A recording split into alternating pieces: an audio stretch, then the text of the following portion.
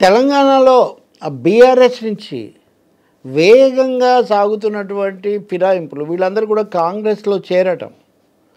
అందులో కె కేశవరావు ఆ party parliamentary party chairman. KCR తర్వాత ఎక్కడ సభ జరిగినా ముందు కేకేని ప్రస్తావించి ఆయన్ను పలకరించి తర్వాతే కేసీఆర్ మొదలుపెట్టేవాళ్ళు. ఆయన కుమార్తెను హైదరాబాద్ మేయర్గా కూడా చేశారు, గద్వాల్ విజయలక్ష్మిని. అట్లాంటి కేసీఆర్ హఠాత్తుగా నిన్న కేసీఆర్ను కలవడం. సరే, గద్వాల్ విజయలక్ష్మి కాంగ్రెస్తో చేరతారు, రేవంత్ టచ్లో ఉన్నారు, ఇలాంటి కథనాలు కొన్ని వచ్చాయి. కానీ కేకేకి తెలియకుండా కూతురు ఎలా వస్తారు అనే సందేహం కూడా వచ్చింది. నిన్నటికి అది కూడా స్పష్టమైపోయింది. అక్కడ ఫామ్ హౌస్లో కేసీఆర్ను కలుసుకోవడానికి కేకే వెళ్ళాడని ఆయన చాలా ఆగ్రహోదగ్రుడైపోయి నీకేం తక్కువ చేశాను, నీకు ఇన్ని స్థానాలు ఇంత గౌరవం ఇస్తే ఈ కష్టకాలంలో వదిలిపెట్టిపోతావు అని ఆయన కొంచెం కోపంగా మాట్లాడితే ఈయన మధ్యలోనే వచ్చేసాడని ఇవన్నీ చాలా వచ్చాయి కథలు. ఇందులో పెద్ద నమ్మలేనివి కూడా ఏం లేవు, ఇవే కదా జరుగుతాయి. రాజే కింకరుండగు కింకరుండే రాజగను, కొంచెం పరిస్థితులు అటు ఇటు అయితే అటువైపు ఉన్న వాళ్ళంతా ఇటు వచ్చేస్తారు. పైగా నీవు నేర్పిన విజయ నీరజాక్ష అని కేసీఆరే స్వయంగా శాసనసభలో కాంగ్రెస్ను తెలుగుదేశం శాసనసభ పక్షాలను మొత్తం ఖాళీ చేశారు కదా. మొత్తం పార్టీలనే మీరు గుండు గుత్తగా కలిపేసుకుంటే ఇప్పుడు పార్టీలోంచి కొంతమంది బయటపోవడంలో పెద్ద ఆశ్చర్యం ఏముంటుందండి.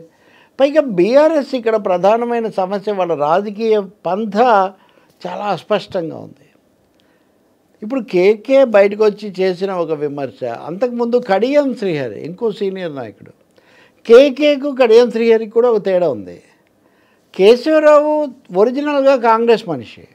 నేను 88 ఏళ్ళు నాకు ఈ వయసులో నేను నా మాతృ సంస్థలో నేను చివరి ఘట్టం అక్కడ ఉండాలనుకుంటున్నానని ఆయన చెప్పే వివరణ కొంచెమన్నా ఏదో సమర్థనీయంగా ఉంటుంది. కానీ కడియం శ్రీహరి తెలుగుదేశం ప్రోడక్టు. సో కడియం శ్రీహరి ఆయన కూతురు కావ్యను బీఆర్ఎస్ అభ్యర్థిగా ప్రకటిస్తే అభ్యర్థిగా ప్రకటించబడిన వ్యక్తి దాన్ని తిరస్కరించి కాంగ్రెస్ పార్టీలోకి రావటం అంటే ఎంత దిగ్భ్రాంతి కలిగించే విషయం కదా. మామూలుగా ఇది జరగదు కదా. పైగా కడియం శ్రీహరి రావడాన్ని బట్టి చూస్తే తెలుగుదేశం బ్యాచ్ బీఆర్ఎస్లో ఎవరెవరు ఉన్నారో వాళ్ళందరూ కూడా బయటకు వస్తారా. అంతకుముందు కాంగ్రెస్ వాళ్ళు దానం నాగేందర్ మొదట బోని కొట్టాడు వాస్తవం చెప్పాలంటే. అంటే అంతకుముందు రంజిత్ రెడ్డి ఇట్లాంటి వాళ్ళు వచ్చారు, వాళ్ళు ఎంపీలుగా ఇంకా పదవీ కాలం అయిపోతున్న వాళ్ళు, లేకపోతే అంతకుముందు ఇటువంటి వెళ్ళిన వాళ్ళు, ఇలాంటి వాళ్ళే. కానీ దానం నాగేందర్ స్పెషాలిటీ ఏంటి, ఆయన ఎమ్మెల్యేగా ఎన్నికయ్యాడు. ఎమ్మెల్యేగా ఎన్నికైన వ్యక్తి తొలి దశలోనే ఇందులోకి వస్తే ఆయన వెంటనే సికింద్రాబాద్కి అభ్యర్థిగా ప్రకటించారు. సికింద్రాబాద్ చాలాసార్లు బీజేపీ గెలుచుకుంటుంది, అది టఫ్ సీటే. ఇప్పుడు కూడా కిషన్ రెడ్డి పోటీ చేస్తాడు, ఇదంతా నిజమే.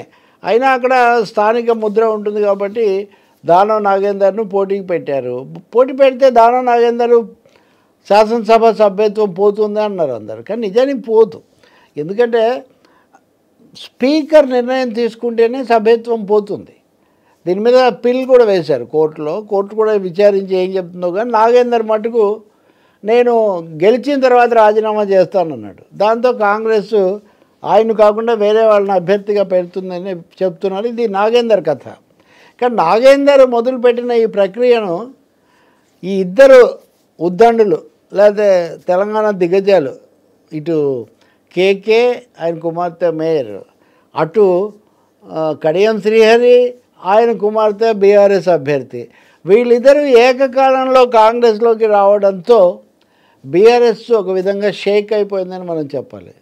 దాని మీద కేటీఆర్ చేసిన ఆయన స్పందనలు చూసినా, కేసీఆర్ ఆల్రెడీ ఆయన మొహం మీదే చెప్పిన మాటలు మనం చూసినా వాళ్ళు ఎంతగా దీన్ని జీర్ణించుకోలేకపోతున్నారు అనేది మనకు అర్థమవుతుంది. అదేదో ఈ మనుషుల కోసం లేకపోతే వీళ్ళ వల్ల ఈ వయసు పెద్దవాళ్ళు వెళ్తే ఏదో అవుతుందని కాదు, వీళ్ళు బయటికి రావడం వల్ల వీళ్ళ నిష్క్రమణ ఇది ఎలాంటి సంకేతాలు పంపుతుంది, ఇంకా అందరూ కూడా అలా వలసపోవడానికి ఇది ఒక బాట వేస్తుంది అనే ఒక ఆందోళన బీఆర్ఎస్లో కేసీఆర్ కేటీఆర్లలో బలంగా ఉంది.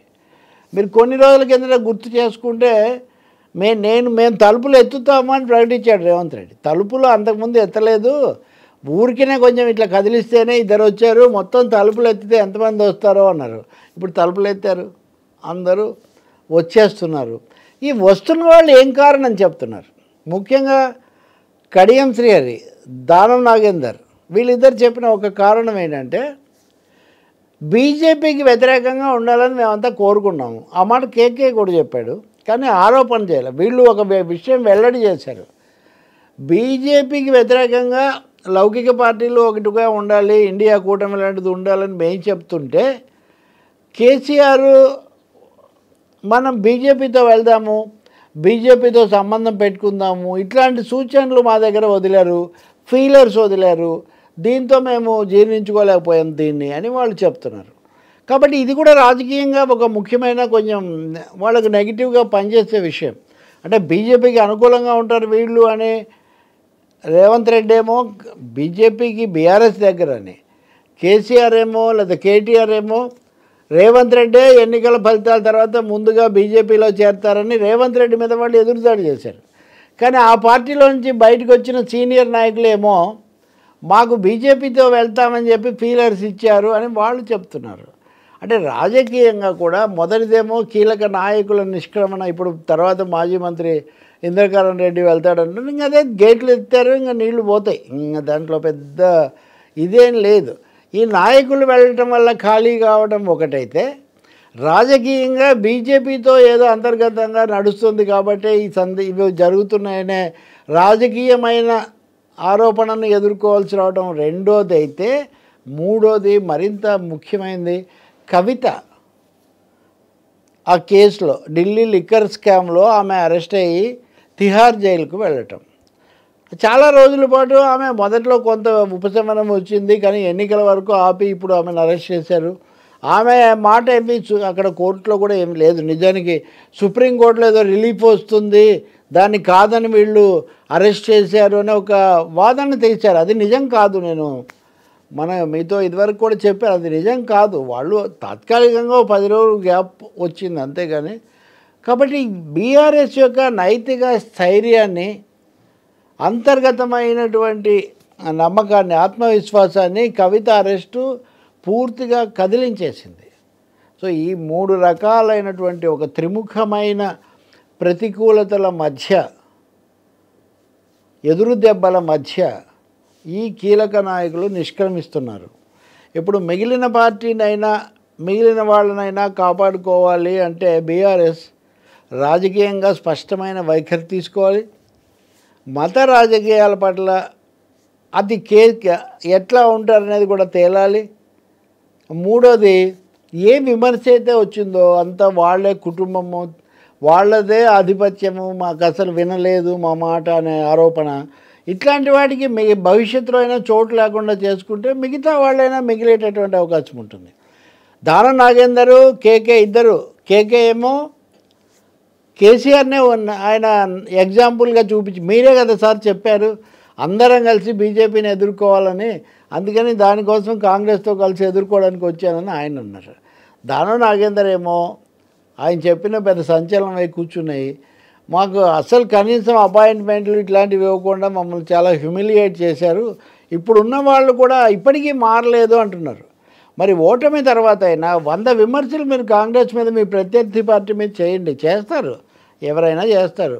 కానీ అదే సమయంలో మీ పాలనకు సంబంధించి ప్రజలు ఇలాంటి తీర్పు ఇవ్వడానికి కారణమైన పరిస్థితి గురించి, విధానాల గురించి, ఏకపక్ష పోకడల గురించి కొంచెం ఆత్మవిమర్శ చేసుకోవాలి కదా. ఆత్మవిమర్శ చేసుకోకుండా ప్రజలు ఏదో తప్పు చేశారు, ప్రజల తీర్పు తప్పు అని ప్రజల మీద నింద వేసే హక్కు ఏ రాజకీయ పార్టీకి లేదు. ఏపీలో కూడా ఇలాగే ఇప్పటివరకు చంద్రబాబు నాయుడు వాళ్ళు ఇప్పుడు ఎన్నికలు వచ్చేసాయి అనుకోండి, పదేదో వాళ్ళు ఒక దీనిలాగా ఓటేశారు, జగన్ ఓటేయడం తప్పు, వాళ్ళు ఎవరికి అనుకుంటే వాళ్ళు ఓటేస్తారండి ప్రజలు. అదే కదా ప్రజాస్వామ్య సౌందర్యం. అందువల్ల ఇప్పుడు ప్రజలు తిరస్కారం అయిపోయింది. ఇప్పుడు నాయకులు కూడా కొంతమంది తిరస్కరించి ప్రజాప్రతినిధులు కూడా బయటికి పోతున్న ఈ పరిస్థితుల్లో ఒక నిజమైన ఆత్మవిమర్శ, నిజమైన రాజకీయ స్పష్టత కోసం బీఆర్ఎస్ నాయకత్వం లేదా బీఆర్ఎస్ ప్రథమ కుటుంబం ప్రయత్నం చేస్తుందా లేదా అన్నదే ఇక్కడ పెద్ద సవాల్. కాంగ్రెస్ పార్టీ వీళ్ళని ఎలా ఇముడ్చుకుంటుంది? కాంగ్రెస్లో ఇప్పటికే ఉండేటటువంటి రకరకాల వర్గాలు, బృందాలు, పోటాపోటీ విధేయతలు, వీటిలో ఈ చేరికల ప్రభావం ఎలా ఉంటుంది అన్నది సెకండ్ క్వశ్చన్.